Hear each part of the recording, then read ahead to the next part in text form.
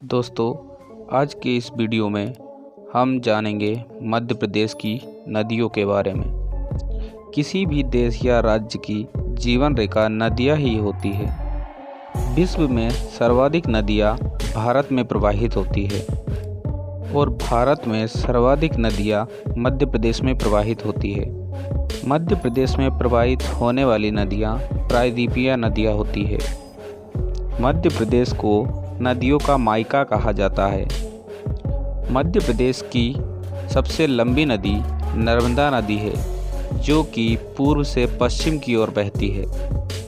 नर्मदा नदी भारत के उत्तरी तथा दक्षिणी भागों के बीच विभाजन रेखा का काम करती है।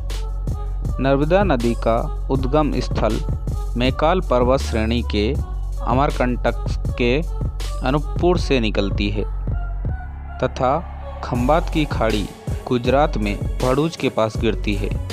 नर्मदा नदी की सहायक नदियों की संख्या 41 है, जो कि सबसे अधिक है।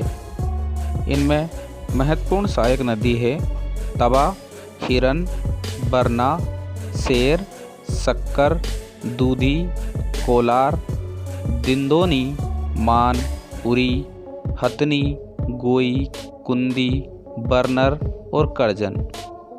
नर्मदा नदी की कुल लंबाई 1312 किलोमीटर है। यह मध्य प्रदेश में 1077 किलोमीटर क्षेत्र में बहती है। नर्मदा नदी कुछ जलप्रपातों का निर्माण करती है, जो इस प्रकार है। धुआंधार जलप्रपात, जो कि भेड़ाघाट में है। दुग्धधारा जलप्रपात, जो कि जबलपुर से 100 किलोमीटर आगे है। कपिलधारा जलप्रपात, जो कि अमरकंटक में है। सहस्त्रधारा जलप्रपात, जो कि महेश्वर में है। दर्दी तथा मानदार बड़वा में है। नर्मदा नदी को अन्य कई नामों से जाना जाता है, जिनमें से कुछ महत्वपूर्ण है मैकलसता, रेवा, सकरी, नमोदास और सोमोदेवी। नर्मदा नदी मध्य प्रदेश और गुजरात की जीवन रेखा कहलाती है।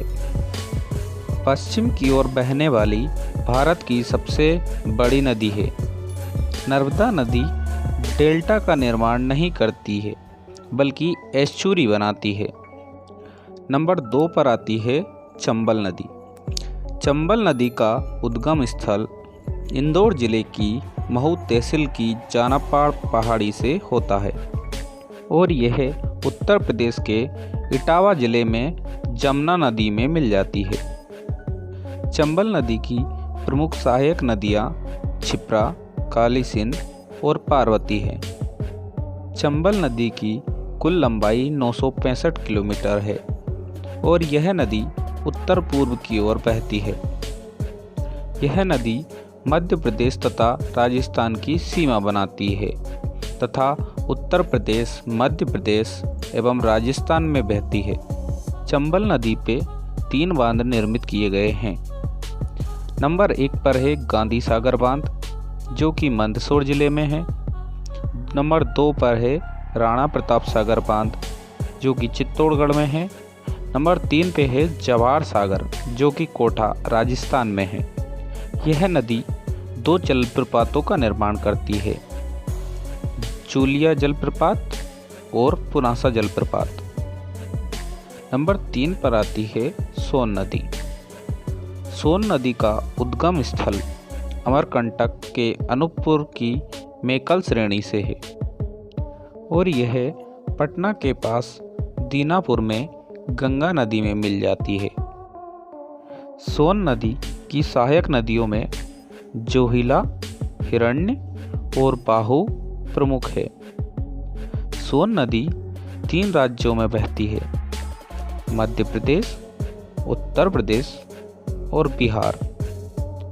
इस नदी की कुल लंबाई 780 किलोमीटर है।